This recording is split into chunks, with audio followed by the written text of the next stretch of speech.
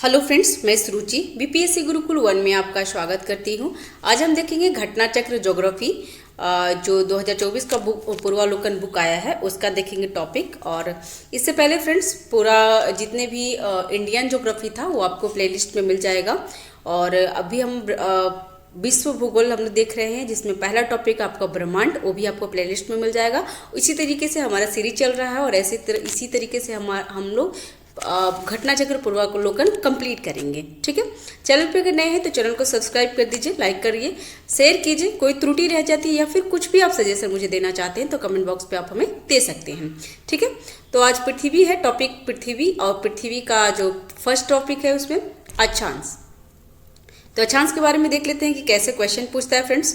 अक्षांश को ये बोलते हैं, देखिए अक्षांश रेखाएं जो इक्वेटर है, जो 0 डिग्री इक्वेटर भूमध्य रेखा है, और 23.5 डिग्री जो साउथ में जाता है उसको मकर रेखा बोलते हैं, और 23.5 डिग्री नॉर्थ में जाता है जो कर्क रेखा बोलते हैं। हमारा भारत यहाँ पे है तो भारत को बीच बीच डिवाइड करता है कौन, तो 23.5 डिग्री कर्क रेखा।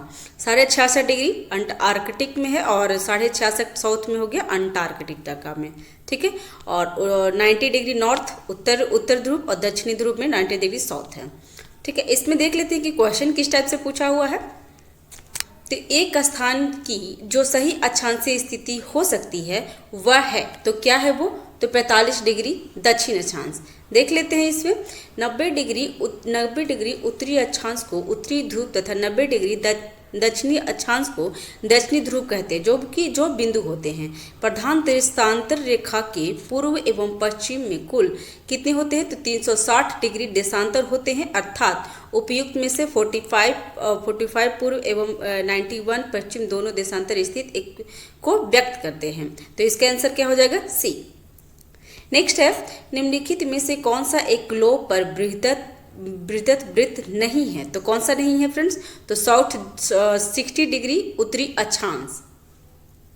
पृथ्वी पर सभी देशांतरों के साथ विषुवत रेखा इक्वेटर भी वृत्त है।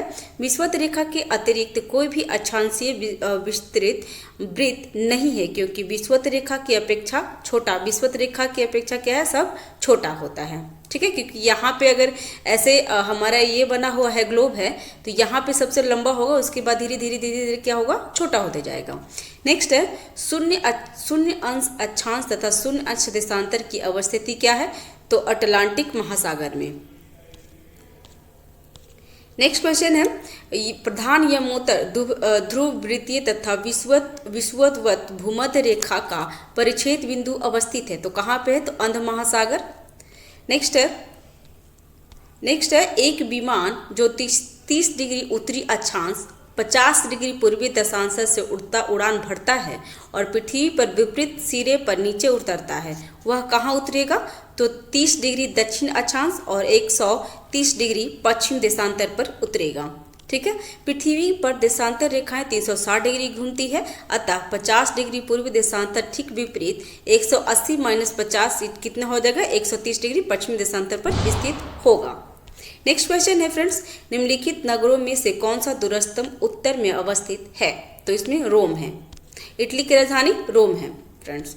नेक्स्ट है, सर्वाधिक उत्तरी दक्षिण अक्षांशीय लंबाई वाली सीमा वाला देश कौन सा है, तो बी चिली, क्योंकि ऐसे हैं यहाँ पे फ्रेंड्स साउथ अमेरिका में, तो चिली सबसे उत्तरी और दक्षिण अक्षांश में सबसे लंबाई वाला देश है। देखिए बीपीएससी 60, मैं सुरुचि बीपीएससी गुरुकुल 1 में आपका स्वागत करती हूँ। तो नेक्स्ट टॉपिक कौन सा है फ्रेंड्स, देख लेते हैं। विषुवत रेखा और भूमध्य रेखा है, तो इसके बारे में देख लेते हैं कि किस टाइप के क्वेश्चन पूछता है। और पहले यहाँ पे देख लीजिए फ्रेंड्स कि भूमध्य रेखा कहाँ से गुजरती है, तो Ecuador, Colombia, Brazil, Gabon, Congo लोकतांत्रिक गणराज्य, Uganda, Kenya, Somalia, Maldives, Indonesia, Kiribati और साओ टोम और प्रिंसिप।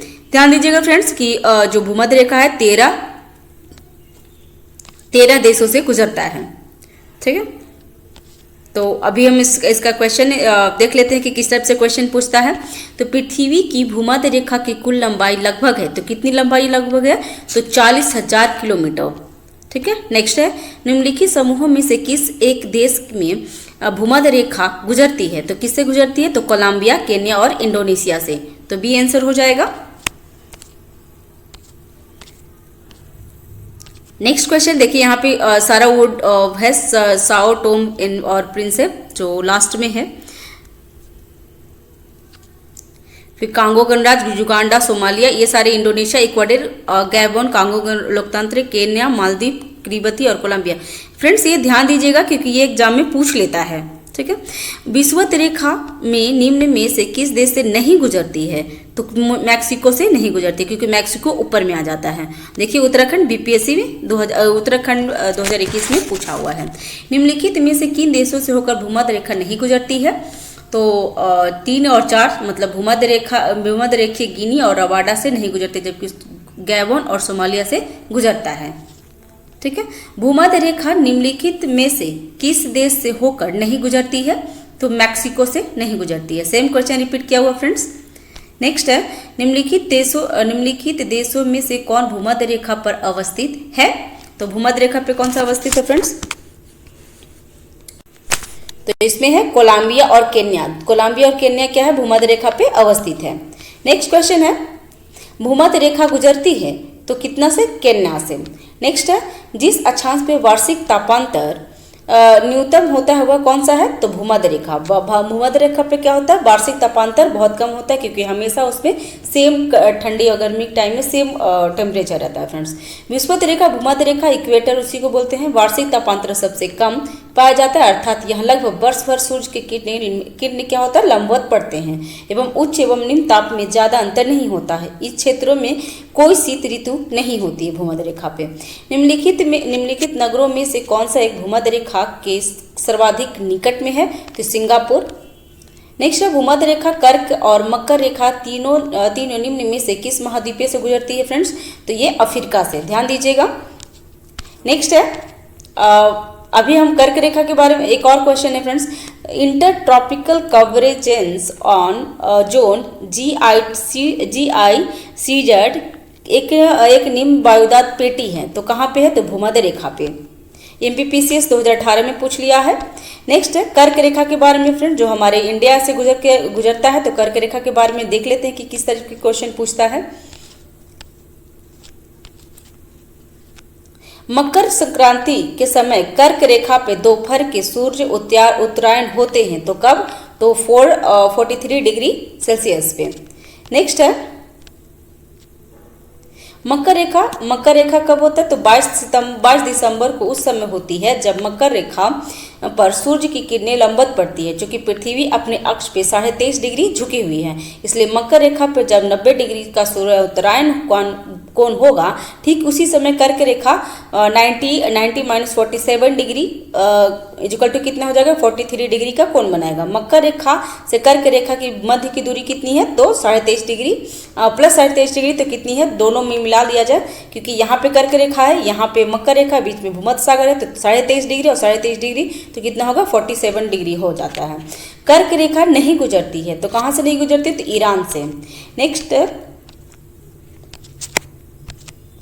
और कर्क रेखा कहाँ कहाँ से गुजरती है फ्रेंड्स? तो ये भी देख लेते हैं। हवाई द्वीप, संयुक्त राज्य अमेरिका, मैक्सिको, बारामासा, माली, मारितानिया, नाइजर, अल्जीरिया, वेस्टर्न सहारा, लीबिया, सऊदी अरब, मिस्र, संयुक्त अरब अमीरात, भारत, बांग्लादेश, म्यांमार, चीन, ओमान और ताइवान से गुजरता है, ठीक है।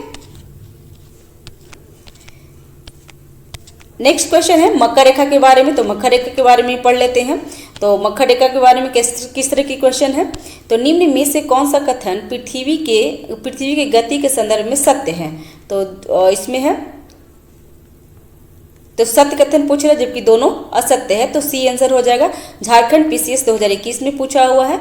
तो देख लेते हैं इसमें क्वेश्चन में क्या था। तो पृथ्वी की अपनी धुरी पर पश्चिम से पूर्व घूर्णन के कारण मौसम परिवर्तन होता है। तो नहीं फ्रेंड्स, वो अपने धुरी पे पश्चिम से पूर्व वो अपनी धुरी पे ही घूमते रहते हैं, इसकी वजह से क्या होता है? मौसम में परिवर्तन होता है। पृथ्वी के सूर्य के चारों ओर चक्कर लगाने के कारण धरती पे दिन और रात होता तो नहीं, दिन रात होने के लिए अब पृथ्वी अपने धुरी पे घूमता है। देख लेते हैं यहाँ पे डिस्क्रिप्शन में, पृथ्वी के अपनी धुरी पर पश्चिम से पूर्व, यहाँ पे बोल रहा था क्या? पूर्व से पश्चिम, जबकि पश्चिम से पूर्व घूर्णन करते धरती पर दिन रात होते हैं। पश्चिम से पूर्व अगर घूर्णन करते हैं तो पृथ्वी पे दिन रात होते हैं, जबकि सूर्य के चारों ओर दीर्घवृत्त कक्षा में परिक्रमा लगाने पर अपने अक्ष पे 23.5 डिग्री के झुकाव के कारण धरती पर मौसम का परिवर्तन होता है। मकर रेखा नहीं गुजरती है, कहाँ से नहीं गुजरती है? तो बोलीविया से। ठीक है, निम्नलिखित देशों पर विचार कीजिए। निम्नलिखित देशों पर विचार कीजिए। तो यहाँ पे क्या है, पूछ रहा है कि किन किन से होकर मकर रेखा गुजरती है? तो ऑस्ट्रेलिया, नामीबिया, ब्राजील और चिली, तो चारों से गुजरती है फ्रेंड्स। तो इसका डी आंसर हो जाएगा। जब सूर्य की किरणें मकर रेखा पर लंबवत चमकती है तब भारत में निम्नलिखित में से कौन घटना घटित होती है? तो इसमें हो जाएगा कौन सी घटना घटती है फ्रेंड्स? तो देख लेते हैं इसका आंसर क्या बोल रहा है। तो उत्तर पश्चिम भारत में उच्च वायुदाब विकसित होती है, क्योंकि मकर रेखा जब भी उत्तरायण दक्षिण में जाते हैं तो यहाँ पे इंडिया जो भारत में है गर्मी का दिन रहता है फ्रेंड्स। तो इसीलिए सूर्य की किरणें मकर रेखा पे 23.5 डिग्री दक्षिण अक्षांश पर लंबवत 21 और 22 दिसंबर को चमकती है और इस दिन दक्षिण गोलार्ध में सबसे बड़ा दिन होता है और दक्षिण गोलार्ध में उत्तरी गोलार्ध की अपेक्षा निम्न वायुदाब अर्थात ग्रीष्म ऋतु होते हैं। अब दिन रात के बारे में, तो दिन रात कैसे होता है तो ये भी देख लेते हैं कि ये क्यों होता है। तो किस तिथि को रात और दिन बराबर होता है? तो 23 सितंबर को रात और दिन बराबर होता है।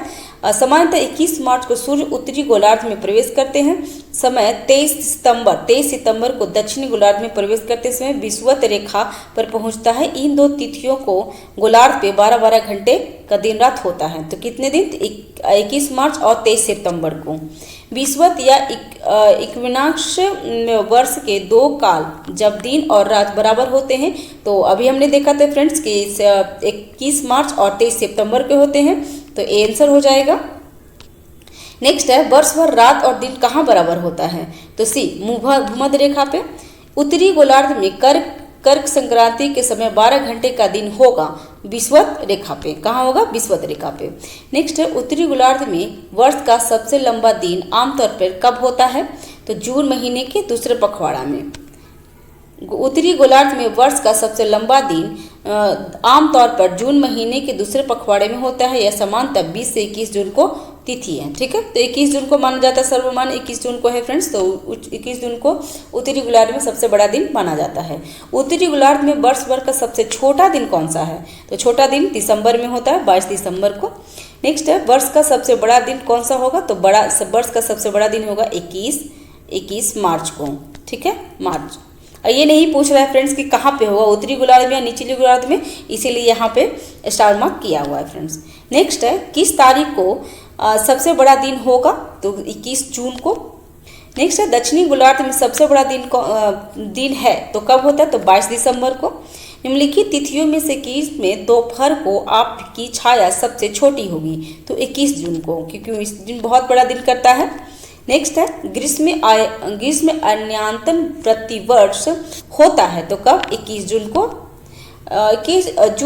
जून की 21वीं तारीख को सूर्य क्या होता है? तो उत्तरी ध्रुव वृत्त पर क्षितिज के नीचे नहीं डूबता है। और देखिए IAS 2019 में पूछा हुआ है फ्रेंड्स। अभी नेक्स्ट टॉपिक है पृथ्वी की उत्पत्ति। तो पृथ्वी की उत्पत्ति कैसे हुई है उसके बारे में सारे यहाँ पे क्वेश्चन मिल जाएंगे। तो देख लेते हैं किस टाइप के क्वेश्चन पूछते हैं इसमें। तो निम्न विद्वानों में से किसने सुझाव दिया है कि पृथ्वी की उत्पत्ति गैसों और धूल कणों से हुई है? तो ओ शिमले ने कहा। ने क्या कहा है कि पृथ्वी की उत्पत्ति गैसों और धूल कणों से हुई है। नेक्स्ट है, यहाँ पे जेम्स जीन ने ज्वारीय परिकल्पना का एवं A.K. हॉयल एवं लिटिलटन ने नव तारा का परिकल्पना तथा ऑटो ने अंतरकालीय धूल परिक्रमा का प्रतिपादन किया है। ऑटो की परिक्रमा की सबसे बड़ी विशेषता यह है कि उन्हें ग्रहों की उत्पत्ति गैस और धूल कणों के से मानी है। ठीक है, नेक्स्ट क्वेश्चन है, पृथ्वी की आयु निर्धारित करने में निम्नलिखित में से कौन सी विधि का प्रयोग करते हैं? तो यूरेनियम डेटिंग का। नेक्स्ट है, भूगर्भिक इतिहास के बारे में। तो इसका देख लेते हैं कि किस टाइप के क्वेश्चन पूछा है इसमें फ्रेंड्स।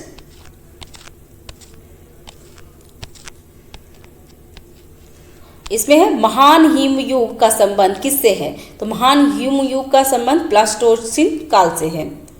नेक्स्ट है, निम्न निम्न कालों में से किससे प्राय लघु हिमकाल माना जाता है? तो लघु हिमकाल 1650 से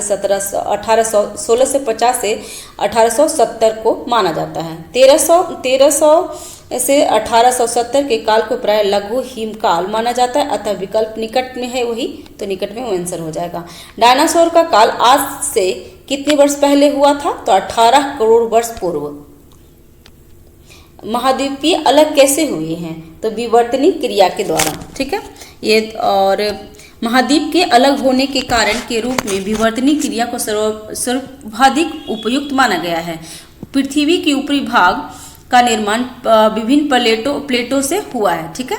नेक्स्ट है, निम्नलिखित महाद्वीपियों में से कौन सा गोंडवाना लैंड का भाग नहीं है? तो उत्तरी अमेरिका गोंडवाना लैंड का भाग नहीं है, ठीक है फ्रेंड्स।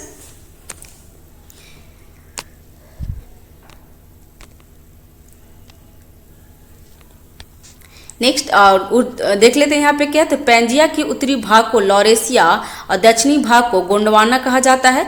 लॉरेशिया में कौन से आते हैं? तो लॉरेशिया में अमेरिका, ग्रीनलैंड, यूरोप और एशिया शामिल है, जबकि गोंडवाना लैंड में दक्षिणी अमेरिका, अफ्रीका, मेडागास्कर, अरब प्रायद्वीपीय भारतीय और ऑस्ट्रेलिया एवं अंटार्कटिका शामिल है, ठीक है।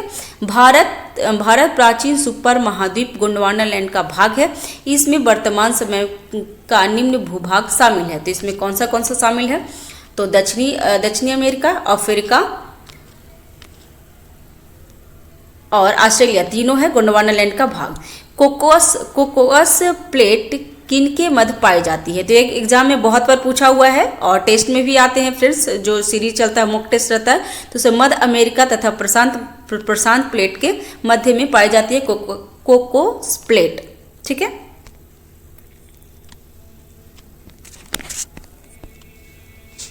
नेक्स्ट क्वेश्चन है,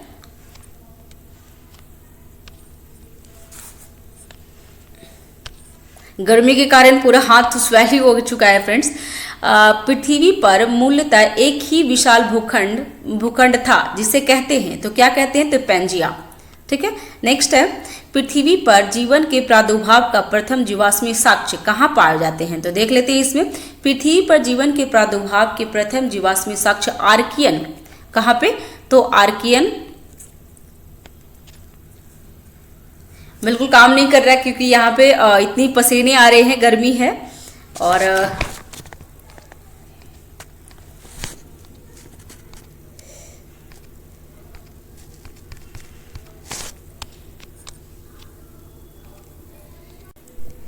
निम्नलिखित में से किस घटनाओं ने जीवों के विकास को प्रभावित किया है? तो महाद्वीपीय विस्थापन और हिमानी चक्र। नेक्स्ट है, बलयन क्रिया किसका परिणाम है? तो पर्वत निर्माणकारी बलय का। नेक्स्ट है, निम्नलिखित पर विचार कीजिए। इसमें पूछ रहा है कि क्या है, और उपयुक्त में से कौन सा पृथ्वी के पृष्ठ पर गतिक परिवर्तन लाने के लिए जिम्मेदार है? तो इसमें सारे कुछ हो जाएंगे, जैसे कि विद्युत चुंबकीय विकिरण, भूतापीय ऊर्जा, गुरुत्वीय बल, चौथे में प्लेट संचरण, पांचवा में पृथ्वी का घूर्णन और छठा में है पृथ्वी का परिक्रमण। तो ये सारे आंसर हो जाएंगे। तो डी आंसर है इसका। सही कालक्रम में व्यवस्थित कीजिए। तो इसमें देख लेते हैं, पहले सिहावल जमाव हुआ है, उसके बाद पटपरा जमाव, उसके बाद बघोरा जमाव और लास्ट में खेतौनही जमाव है। नेक्स्ट है, घटनाओं पर विचार करना है, और क्या है इसमें? घटनाओं को पृथ्वी पर उनके उत्पन्न होने के कालक्रम व्यवस्थित कीजिए और नीचे कुट में सही उत्तर पूछिए कि कौन पहले आया था। तो देख लेते हैं इसका आंसर क्या है। तो सी हो जाएगा इसका आंसर। तो पहला क्या हुआ? तो पहले आया था कौन? कवच वाले जीव। पहले कवच वाले जीव आए, उसके बाद पहला कीट आया, कवच वाले जीव के बाद पहला कीट, उसके बाद पहला सरीसृप आया और उसके बाद पहला स्तनधारी आया है। नेक्स्ट है, राजस्थान मरुस्थल अथवा थार मरुस्थल निम्नलिखित में से किसका विस्तार है? तो प्लास्टोसोनिक एवं अभिनव जमाव के कारण। संयुक्त राज्य अमेरिका का राष्ट्र बाउल निम्नलिखित में से किस प्रदेश से संबंधित है? तो उपयुक्त में से ई हो जाएगा। देख लेते हैं इसका डिस्क्रिप्शन। रस्ट बाउल या रस्ट बॉल बेल्ट एक भौगोलिक क्षेत्र है जो पहले एक विनिर्माण और औद्योगिक हब था, लेकिन अब गिरावट के चरणों में है क्योंकि विनिर्माण केंद्र कई देशों में स्थानांतरित हुए हैं। ग्रेट लेक क्षेत्र और पीटर्सबर्ग इसके अंतर्गत आते हैं। ठीक है फ्रेंड्स, इस वीडियो में बस इतना ही तक रखेंगे। नेक्स्ट वीडियो में हम चट्टान पढ़ेंगे। ओके, अगर चैनल पे नए हैं तो चैनल को सब्सक्राइब कीजिए, लाइक कीजिए, शेयर कीजिए। कोई त्रुटि रहती है तो कमेंट बॉक्स पे आप हमें बता सकते हैं। Okay, thank you.